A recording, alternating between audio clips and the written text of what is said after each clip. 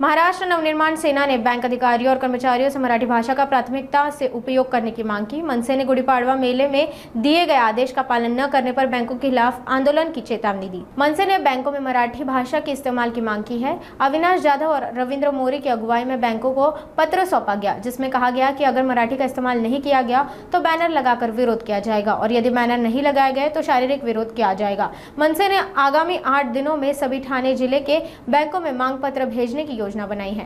काल परवा सन्माननीय राजसाहेबांचं भाषण झाल्याच्या नंतर मला एका या भागातल्या आमचं इथे मनसेचं पक्ष कार्यालय तर एका महिलेचा कॉल आला आणि त्यांनी मला सांगितलं की तुमच्याच पक्ष कार्यालयाच्या मागे एक SBI बँक आहे आणि आमचं अकाउंट तिथे आहे। आम्ही तिथे ज्यावेळेला जातो त्यावेळेला जे राजसाहेब म्हणाले की हिंदीत बोललं जातं, मराठीत बोलताना ती लोक नाटकं करतात।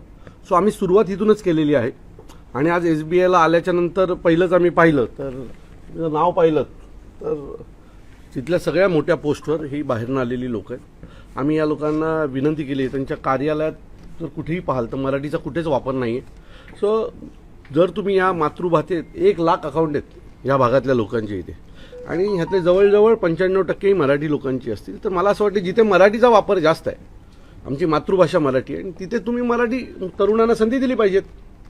जास्तीत जास्त मराठी मुलं कामाला असली पाहिजेत, त्याच्यासोबत डोअर कीपर असतील तेही मराठीत असले पाहिजेत, कारण SBIमध्ये बऱ्यापैकी ज्येष्ठ नागरिकांचे खाते असतात किंवा पेन्शनर लोकांचे खाते असतात आणि ही सगळी मराठी लोक आहेत। सो आम्ही आज यांना ताकीद दिलेली आहे की याच्यापुढे बँकेच्या भिंती देखील आम्हाला मराठीत दिसल्या पाहिजेत आणि ते जे काही डेस्कवर असलेली मुलं ही जवळजवळ सगळीच मुलं ही मराठीत असली पाहिजे।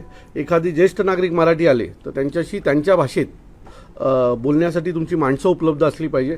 अशा विविध गोष्टी आज आम्ही त्यांना सांगितलं आहे, पत्राद्वारे त्यांना कळवलेलं आहे। त्यांना पुढील 8 दिवसाचा आम्ही 8 दिवसात ह्या काही गोष्टी ज्या सांगितल्या त्या बदल कराव्या आणि त्यात जर बदल दिसला नाही तर त्यांना महाराष्ट्र नवनिर्माण सेनेच्या रागाला सामोरे जावं लागेल। उद्या आज खरं तर आम्ही कर्नाटक बँकेत जाणार होतो, कारण कर्नाटक आणि मराठी हा वाद संपूर्ण महाराष्ट्राला माहिती आहे। सो आम्ही जाणार होतो कर्नाटक बँकेमध्ये, पण आज बँक बंद आहेत आणि तिथेही आता आमचे पुष्कर विचारे आणि आमची टीम जाऊन तिथेही